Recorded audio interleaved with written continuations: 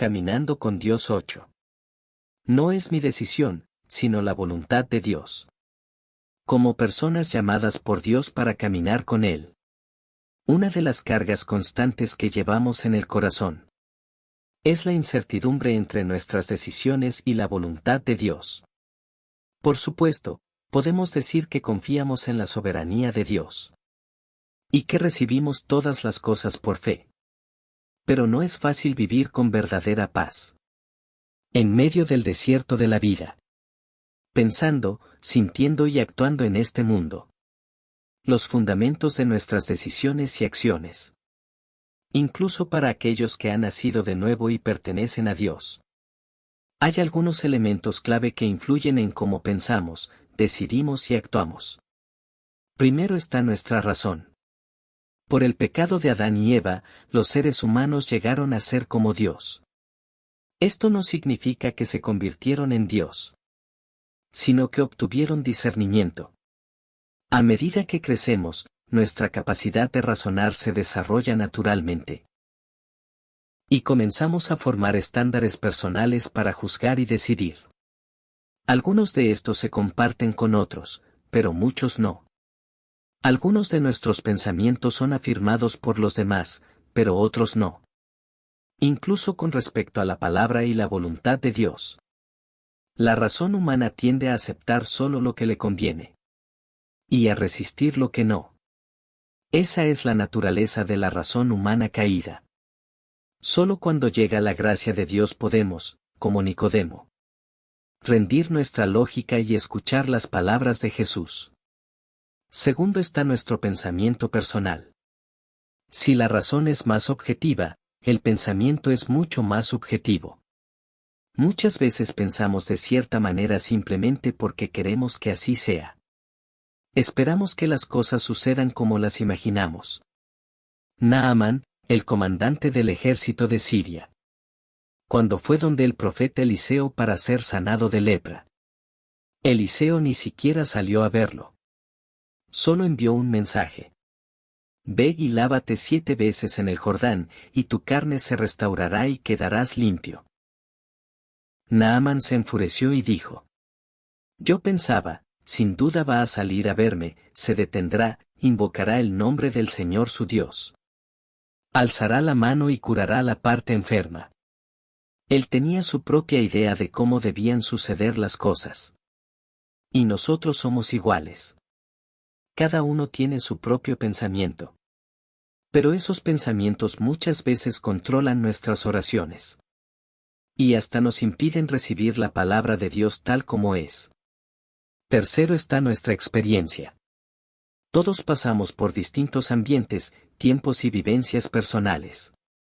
Sean buenas o malas, todas nos marcan. Cuando los israelitas cruzaron el Mar Rojo con Moisés, no tuvieron que hacer nada, solo seguirlo y ver cómo Dios abría el mar durante toda la noche. Pero cuando la siguiente generación, los menores de 20 años en ese momento, y los nacidos en el desierto, cruzó el Jordán. Las aguas no se abrieron hasta que los sacerdotes pisaron el río llevando el arca.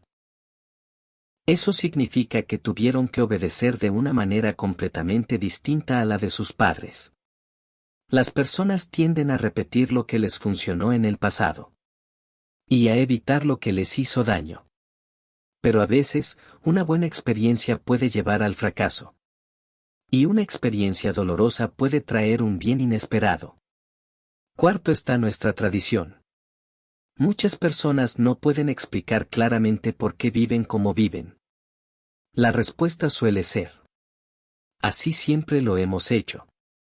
Hay tradiciones nacionales, costumbres regionales e incluso tradiciones familiares. Esa mentalidad dice: lo hacemos así porque así ha sido siempre. No importa tanto si es lógico o correcto.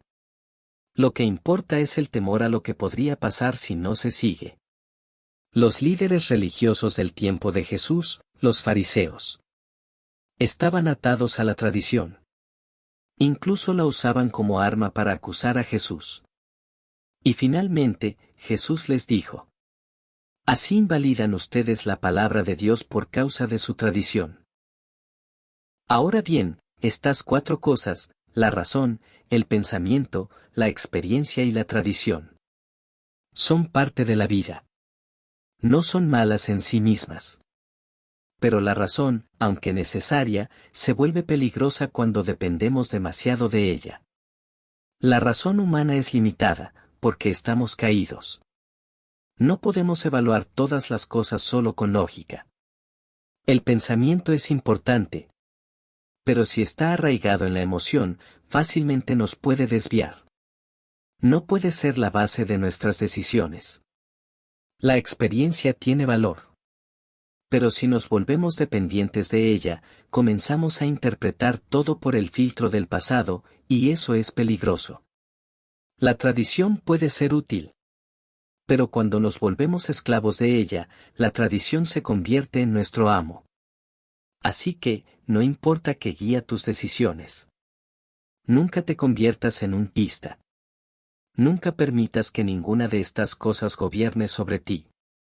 El estándar más importante, la palabra de Dios. Y ahora, el quinto y más importante estándar para pensar y tomar decisiones en la vida de un creyente nacido de nuevo es la palabra de Dios.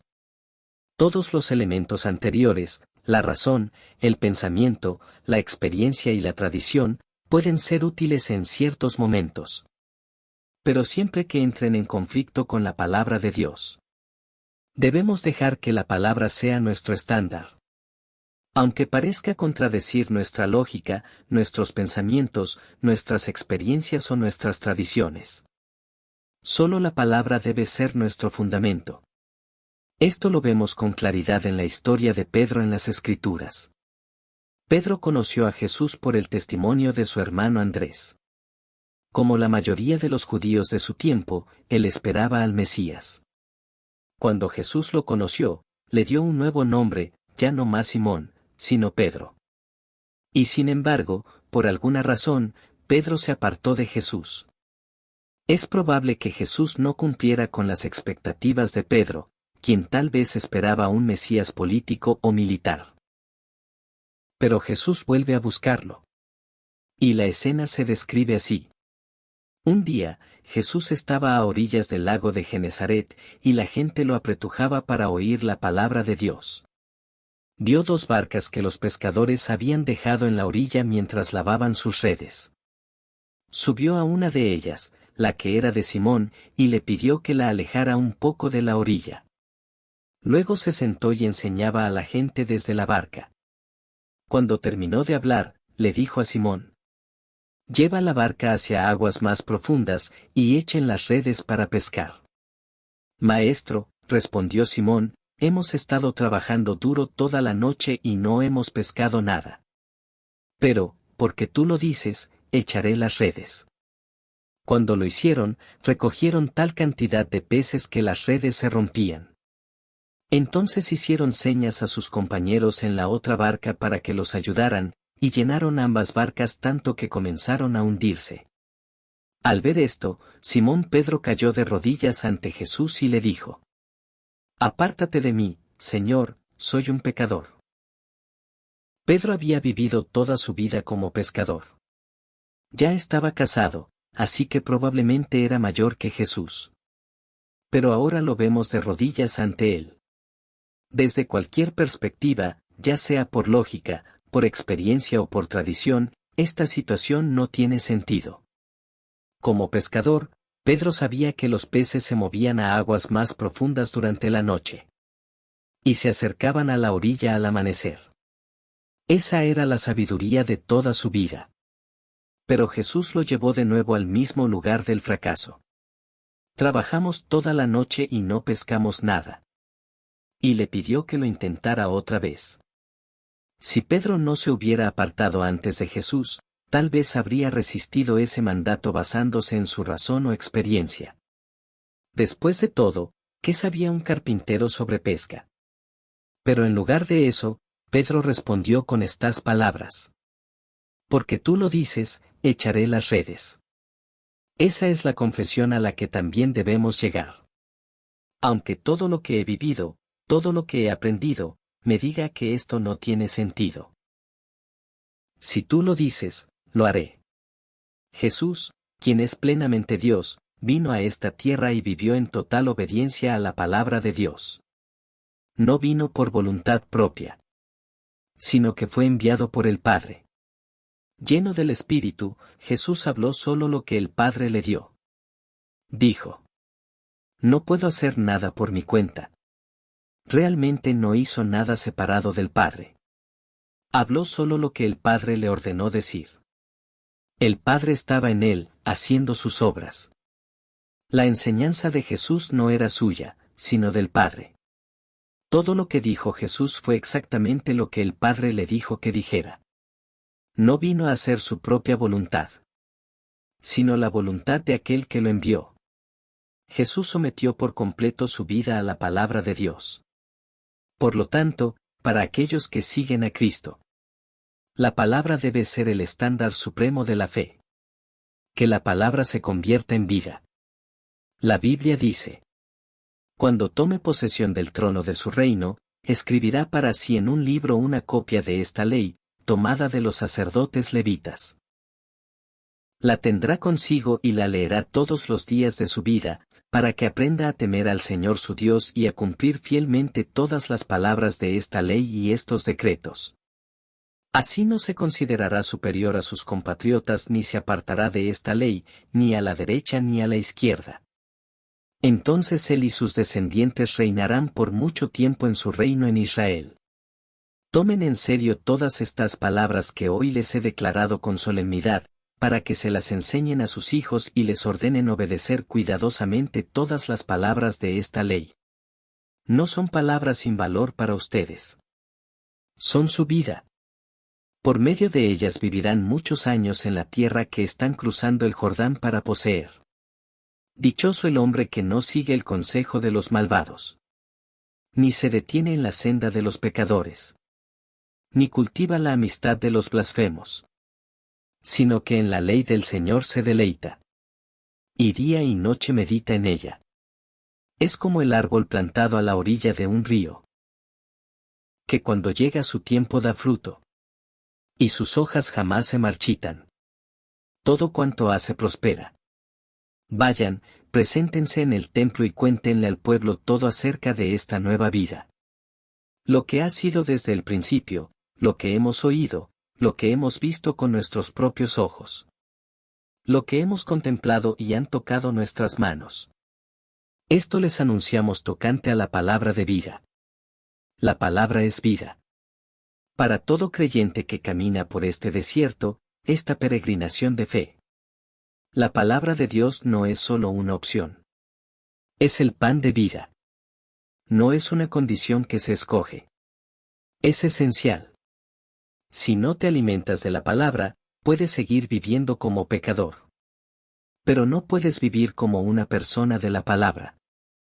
Tu cuerpo puede parecer vivo, tu vida puede verse entera por fuera. Pero no habrá desborde de verdadera vida por dentro.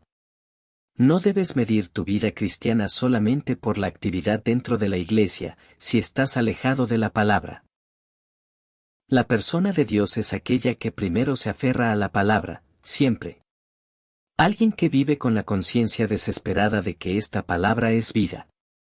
Y que camina constantemente con ella.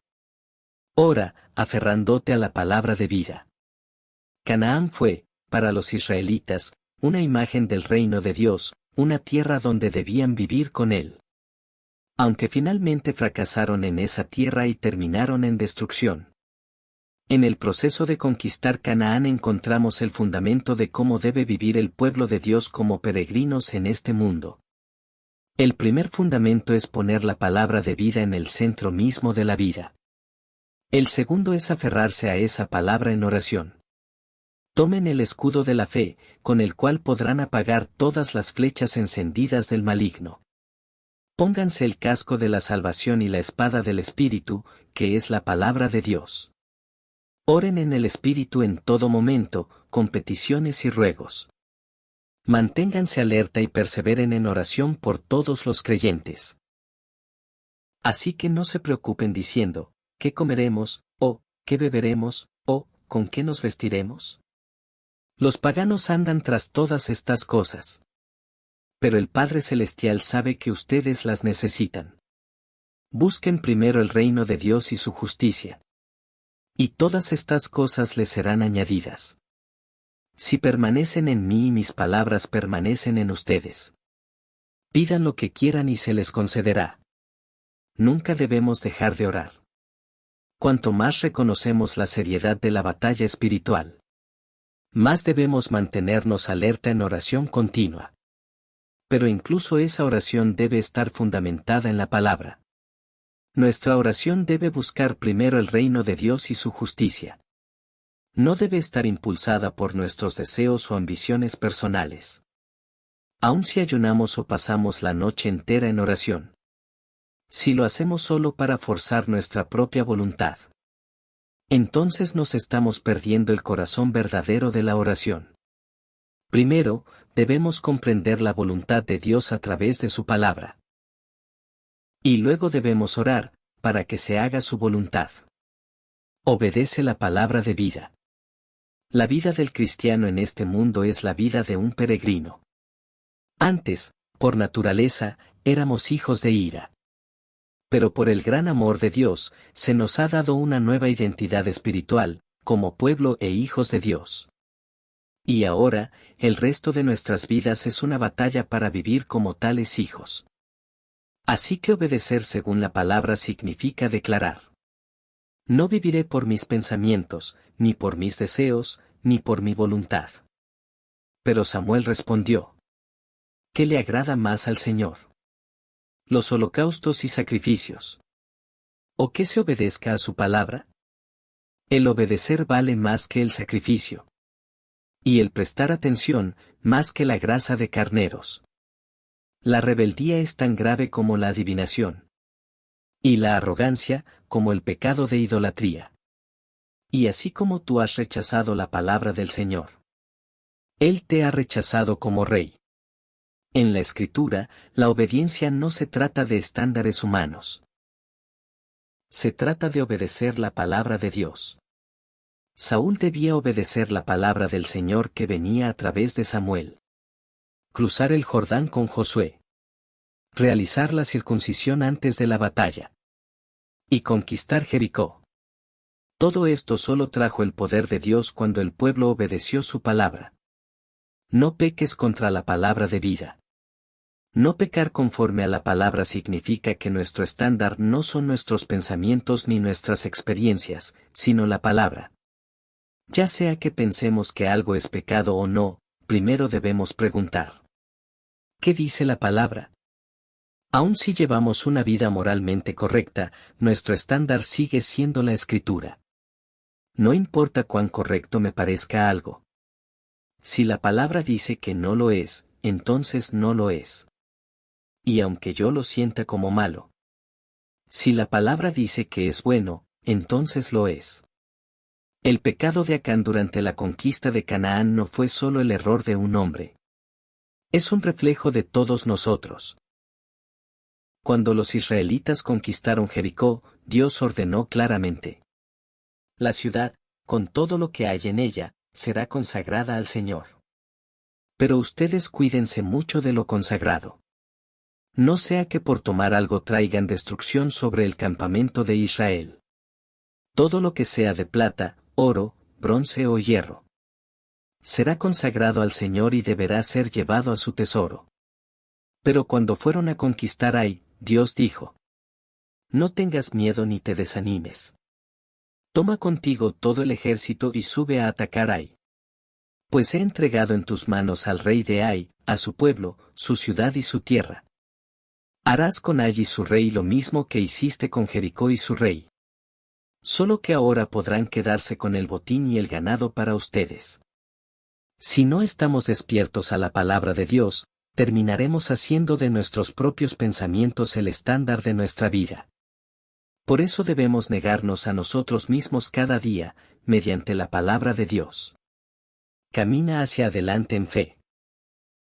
Ahora bien, si estás aferrado a la palabra de vida, si estás orando conforme a esa palabra, y si estás caminando en obediencia sin pecar, entonces simplemente sigue adelante. No necesitas entender todo de antemano.